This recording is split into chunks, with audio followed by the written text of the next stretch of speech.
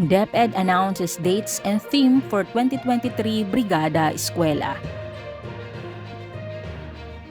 In preparation for the upcoming school year 2023 to 2024, the Department of Education is set to launch its annual Brigada Eskwela or National Schools Maintenance Week this August 2023.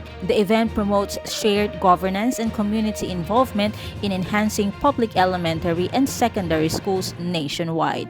With the theme Bayanihan Para Sa Matatag na Paaralan, the Brigada Eskwela activities are scheduled to take place from August 14 to August 19, 2023 as stated in the Unnumbered Memorandum dated July 7, 2023.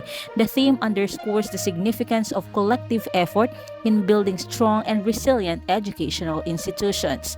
To formally kick off the Brigada Eskwela activities, DepEd will conduct the National Brigada Eskwela Kick-Off Program on August 7, 2023, which will be hosted at Tarlac National High School. The event will be live streamed via DepEd Philippines official Facebook page and other DepEd-sanctioned social media platforms, allowing a wider audience to participate in the celebration. The spirit of bayanihan or collective community effort has been at the core of Brigada Eskwela since its inception in 2003.